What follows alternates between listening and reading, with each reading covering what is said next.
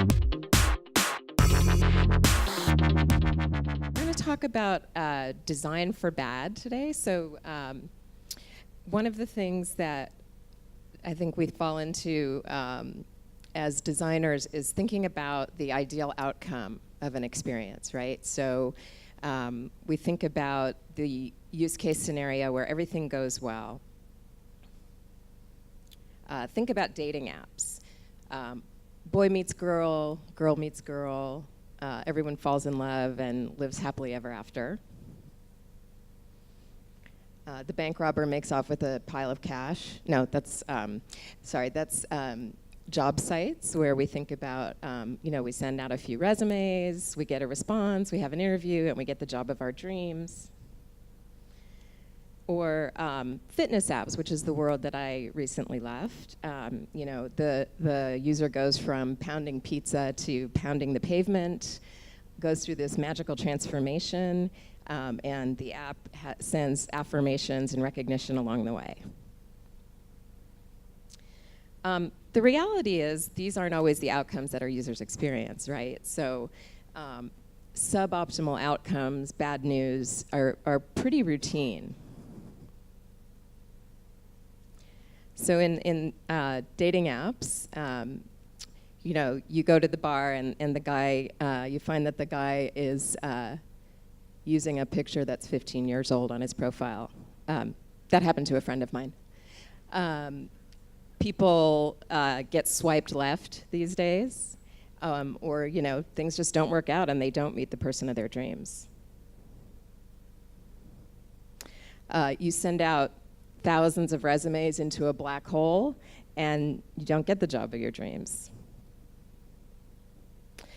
You go from pounding pizza to pounding burgers. Maybe it's a little bit better. This is a topic that was very salient for me when I was at Fitbit, because obviously this is a product where we envision this transformational outcome. But one of our biggest challenges is that a lot of the time we're delivering bad news to the users. You didn't hit your step goal, you haven't lost weight, you didn't drink enough water. And so how do we keep users retained in the system? How do we keep them from tossing that product in the drawer, as we heard this morning, when a lot of the time it's not a really positive interaction? And we started talking to design leaders in other companies who had similar challenges, where the outcomes of their experiences are not often the ones that the user desired. So Capital One is a financial services company. I think they've got some speakers here. So think about credit cards. You've maxed out your credit card, or mortgage application. You didn't get that mortgage. How do you deliver that outcome and get the user to come back? Kurbo is a weight loss app for children. So you can see that it's fraught with suboptimal outcomes. Kickstarter and Indiegogo are crowdsourcing platforms, and a lot of campaigners do not achieve their funding goals. And so there's a challenge for all of us in this, that we want to keep people excited about the product and the brand, even in the face of these negative outcomes. And of course, being user researchers, Michael and I, in talking about this topic, wanted to hear from users and get their perspective on, are there companies that are doing this well? Are there design principles that we could identify for delivering suboptimal experiences? And so Michael's going to take us through some of that work. I think I'm already. You guys hear me? How about now? Better? Okay. Awesome. So first of all, I'm really excited to get a chance to be here and talk to you guys. I think I was in Lisbon a really long time ago. I'm excited to spend a little time talking to you about the research that we did on bad moments. Just out of curiosity, who is designing an experience or works on an experience where you think it has bad news, explicitly has to deliver bad news moments? Okay, decent mix. I'm going to try to expand your idea of what bad news may mean and see if maybe we can raise a few more hands. As mentioned, I'm the founder of a company called Dscout. We're a software as a service company, which I built. I'm going to try this in jobs to be done notation. Ready? Okay, to maximize your ability to meet the people that matter to you, right? Understand your users in the moments and places and situations that matter to them. It's actually an amazing tool for jobs to be done, as a side note. So, and we really do that by harnessing mobile. Effectively, what you can do with our tool is people can basically collect moments and experiences and situations as they happen with the little device that they carry with them all the time. Actually, it was great to see an earlier speech reference some research that we did on how many times people interact with their phone in the course of a day. 2,617 discrete interactions on a day on average, okay? So people carry their phones with them all the time in all sorts of situations. It's an amazing device to do research through. So we're going to show you a little bit about that and how we kind of tackled this problem. So first off, we recruited 55 people to kind of share their experiences with bad news with us. Recruiting through Dscout, we actually had 900 people apply in less than 24 hours. If you're trying to reach people in the US, Dscout's a really great way to do very fast recruiting. But you guys would also notice that as a side note, we rejected about 845 people from that experience, right? So we have this very real bad news moment in the thing that we are working on and building. And so this research wasn't just an interest for Fitbit, it was a personal interest of mine as well.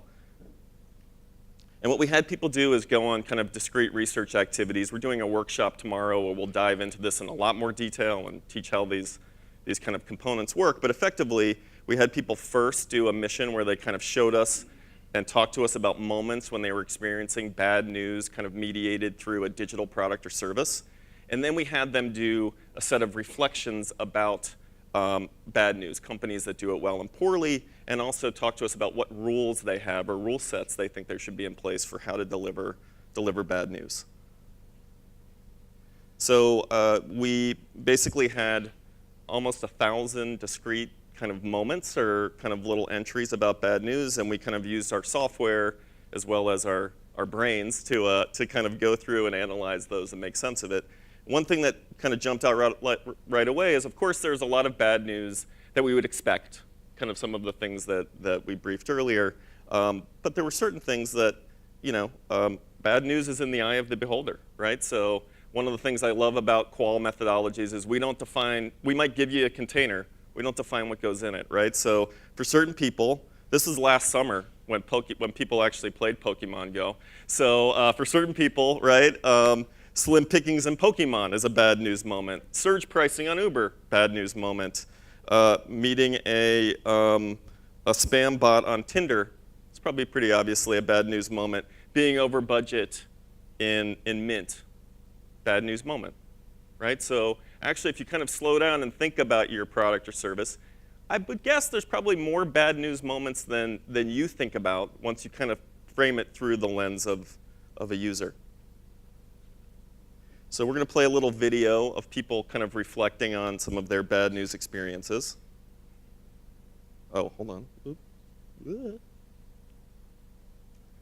I have to plug in the audio first.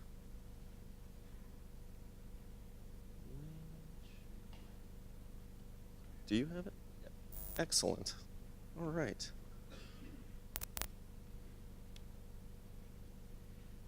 The Mint app is great for budgeting, but it reminds me every single day when I've gone over on any category, I get a push notification, I get an email that tells me that I've been overspending. It comes into my inbox with big red letters, alert that I've gone over budget, and it's just frustrating.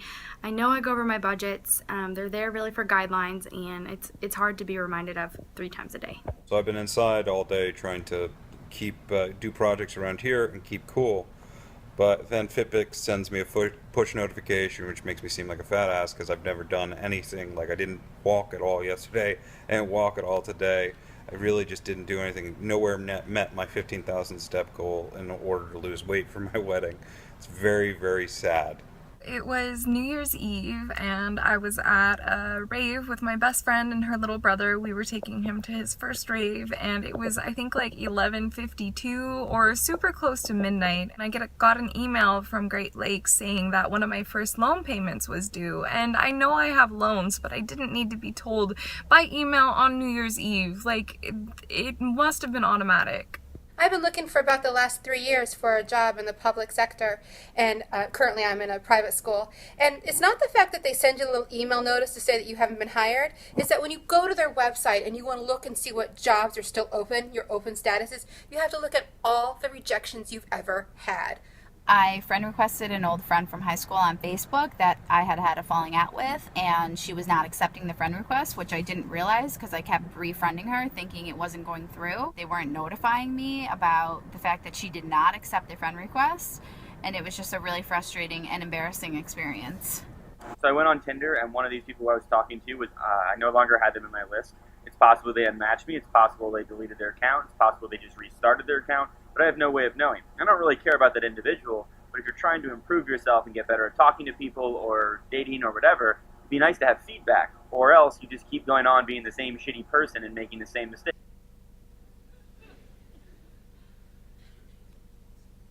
So one thing that I think was interesting in the research, and since we have a lot of these moments, we can actually do a little bit of sorting and clustering and counting. And obviously, bad news comes from people from a bunch of different angles. There's a wide array of ways that we receive bad news. And in many of the services that we mentioned, bad news is actually the majority of the experience. So in professional settings, when people use job services, over 70% of their interactions are actually negative. Right? So for these other services, it might be close to 40 to 50% of the time, they're experiencing things that are actually negative interactions. So my job in this is Katy gets to do the fun stuff. She gets to do the upfront and kind of bring you guys into a land of optimism about bad news. I get to take you on just kind of like a deep dive into sadness and depression. So I worked with our designer to try to keep the graphics fun and light, just because the topic is a little weighty. So what we're going to do is, and I also try to use as many Breaking Bad puns as possible. So what we're going to do is we're going to kind of break down bad and kind of try to understand the structure of bad news in a little bit more detail. So first off, we saw pretty distinct types of bad news and people's reactions to it.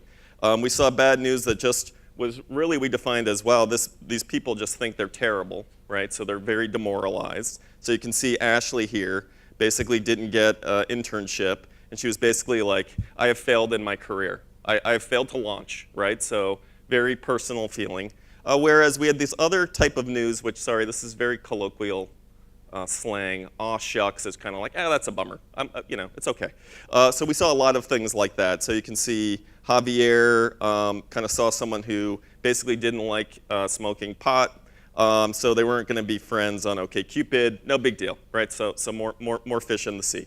And so what we started to do is look at kind of these extremes and kind of what's the difference between just kind of minor bad news, which comes up in a lot of services, and kind of more majors. And the major distinction is when people receive kind of lighter forms of bad news, their investment is very low and their alternatives are relatively high, right? So pretty much.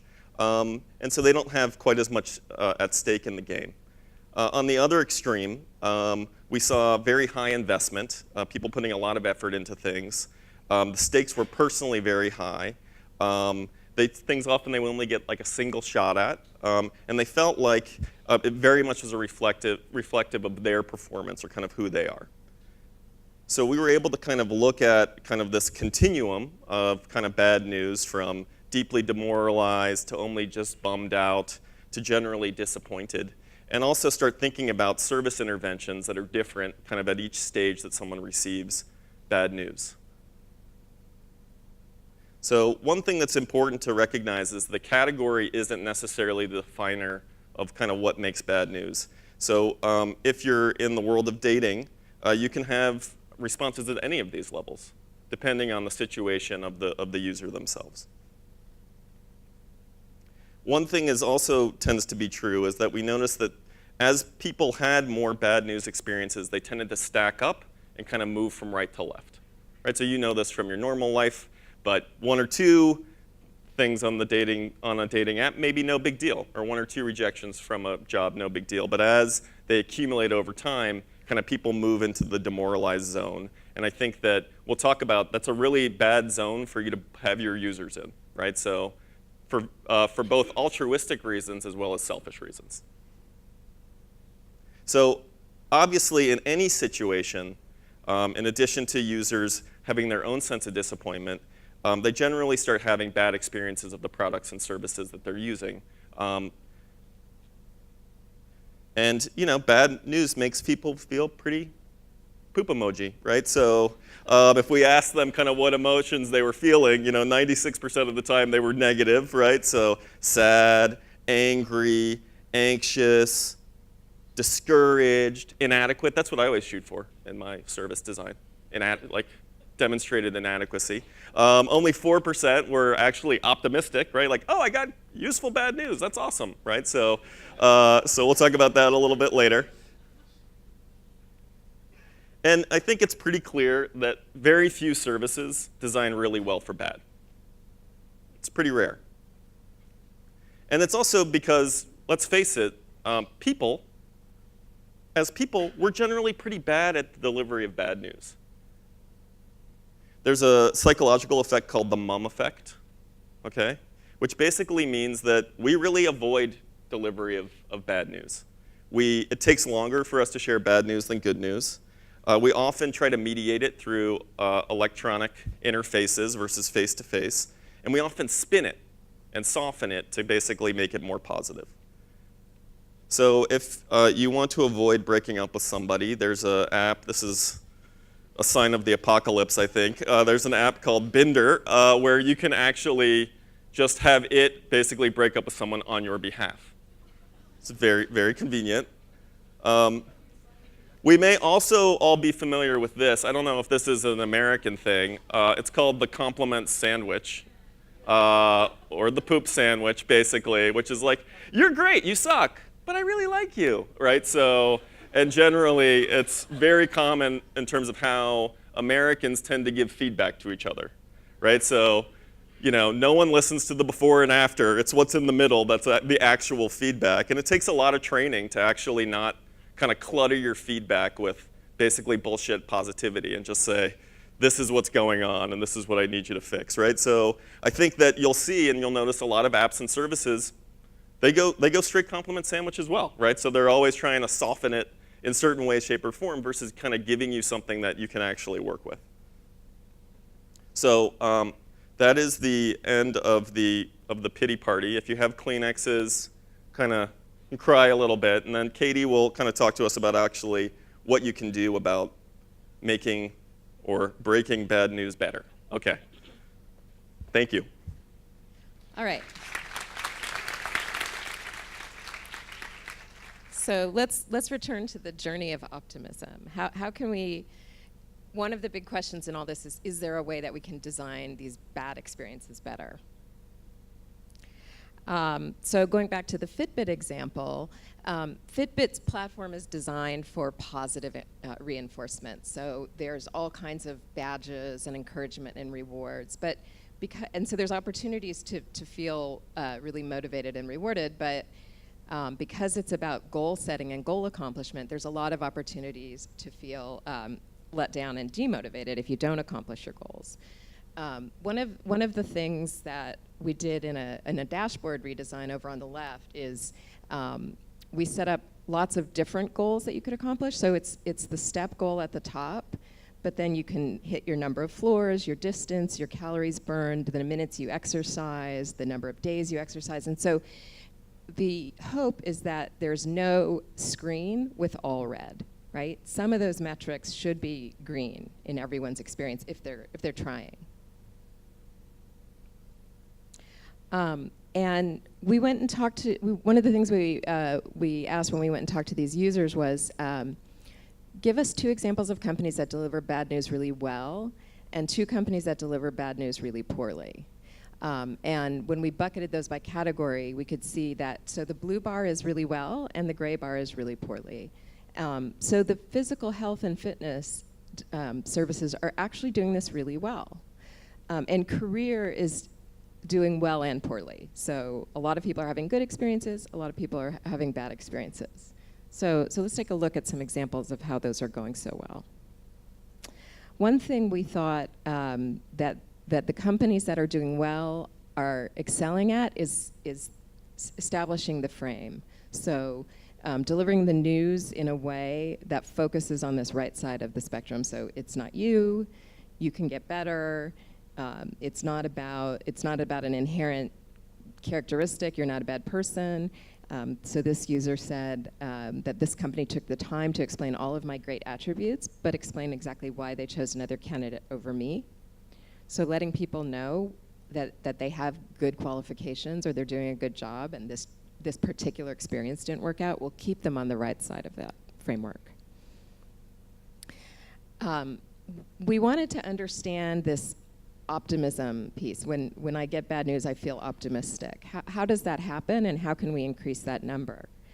It's really important because bad news is actually really useful. So the news that you're not hitting your goal in the Fitbit experience, or that you didn't get a particular job because of a particular reason, if that news can be delivered in a way that a user can act on, they can be informed and motivated, and that's what drives behavior change. So it's really important for us to figure out how we can deliver the bad news well. Here's a kind of extreme example. Is anyone familiar with Carrot? So it's one person, great. It's an artificial intelligence driven experience that gives you feedback, and it's very ironic. So it says 3,642 steps so far. For a skill you learned as a baby, you sure do suck at walking.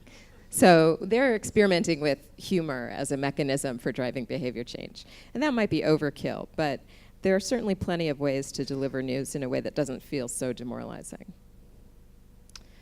One of the things we sought to do in this work is develop design principles for bad experiences. And here they are. So one thing that we can do as designers is actually redesign the system so people get less bad news and have fewer bad experiences. So Tinder's trying this, and we heard actually from one of the video snippets that that wasn't working so well for that particular user. But they give people what we call plausible deniability because they don't actually tell you when you've been rejected. You just don't see any matches. So you could say, well, the algorithm just didn't match me with anybody today. They don't actually know that they've been rejected. In the Fitbit experience, we redesigned the goal setting, and we did something we call progressive goal setting, where you use the product for a period of time, and then the app actually suggests a goal that maps to your current behavior. So in this case, the user's been averaging about 7,800 steps, and the system says, why don't you set a goal of 8,500 steps? So it's a little bit of a stretch. If you achieve it, you feel like you're improving and the product is working for you. But it's not giving you the canned 10 or 15,000 steps that are probably not going to be realistic for you as an individual.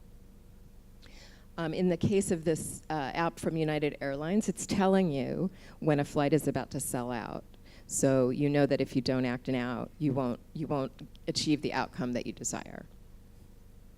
So that's a way that you actually design a system to achieve better outcomes.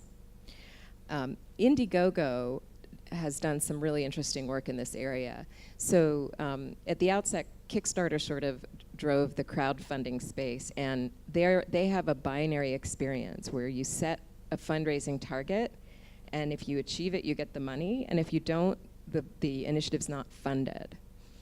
Indiegogo decided, because that's such a disappointing experience, they wanted to let users choose to set a target but then still get the funding even if they don't achieve the target. So you can say, I'm trying to raise $100,000, but if you get $80,000, you can still have the money. And that's clearly messaged to the investors. So you can say, I'm going to do all or nothing, or you can say, I'm going to take whatever money I get. They also extended their service because kind of using the jobs to be done framework, what they recognized is people aren't just trying to raise money, they're actually trying to successfully launch a product in a marketplace. And so they added new aspects to their experience where they'll help the successful campaigns with positioning the product, targeting users, and actually creating a successful business. And then, the way they looked at this was no bad news should feel like the end. So you should get feedback, and so they give the funders feedback even during the course of the campaign. They'll give the campaigner some feedback on how they can do a better job at appealing to investors, for example. So they've come up with all kinds of design interventions to help make this a more positive outcome. And then apart from the actual experience design, messaging is really important. We heard from some of the users in the video snippets that it was just the way that the message was delivered that was disappointing. And we can certainly do a better job in terms of communicating effectively and saying the right things. We came up with the 5 E's. So we want to give an explanation. So this user said, they didn't pick me and they told me why. I just want to know why. Just a blanket rejection isn't useful. It doesn't give me anything that I can use to change my behavior. Empathy, just letting people know that they've been heard, they've been considered. Early intervention. So in this user's case, she got an email 2 days after her interview. So they told her she was rejected, but they followed up quickly. Effort. So just personalizing communications, for example. And encouragement, giving people some motivation to keep trying. So here's an example of a communication that about an experience that didn't turn out well, but did a really good job on the 5 E's. So this is a communication letting some entrants into a screenwriting competition know that their screenplay was not selected, but it tells them why. So they talk about the large number of entries for a small number of selections. There's empathy. They talk about, they use words like regrettably, and so they're acknowledging the user's bad experience. They made an effort. This is very personalized. So the screenwriters' names are in there, and then in the end, the name of their screenplay, Star Dwarf, is entered into the communication. So this is very tailored to these entrants. And then they're encouraging. They say we have to inform too many writers of good scripts featuring entertaining and engaging stories, intriguing characters, and strong craft. So it's a subtle way of saying you did a great job and you should keep trying. And the last one, make a whoop. So let's celebrate the wins and make them learning moments about how to continue having them. So Michael mentioned that there were 900 applicants for this D-Scout assignment. And I know because I've applied for a bunch of D-Scout missions and I never get selected. I wish I knew somebody who could help me with that.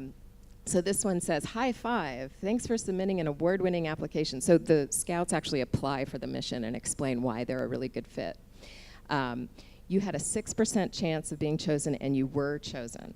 So this will really help the next time the scout's not chosen, because now they know that it's really hard to get in, and when they do, it's a really big deal. With Fitbit, the first time that you hit 5,000 steps using the product, which is usually the first day you use it, you get this badge and encouraging message, and it tells you you're 5,000 steps away from the next badge. So just some encouragement to keep going. This is a fourth principle that we haven't actually seen in practice, but we think is a really intriguing idea. Is there a way for users to signal when an experience is really important to them and let us as designers know that they should be selected this time? So how might this work? In the D-Scout experience, could we have scouts signal? Maybe scouts can use this once a quarter or one every 10 missions. They can say, I am really perfect for this, which would be a benefit to D-Scout because you know that scout's going to do a really good job on the mission if they're saying that they're really good for it, right? And they're cashing in that chip. Or with OpenTable, which is a restaurant reservation platform, could VIP users have a chip that says "squeeze me in," and maybe 1 out of every 10 times they make a reservation or try to make a reservation and the restaurant's booked, they could cash in this squeeze me in card and somehow get a table at the restaurant. So this hasn't been done, but we think it could be a really interesting way to experiment with kind of alleviating those more disappointing outcomes.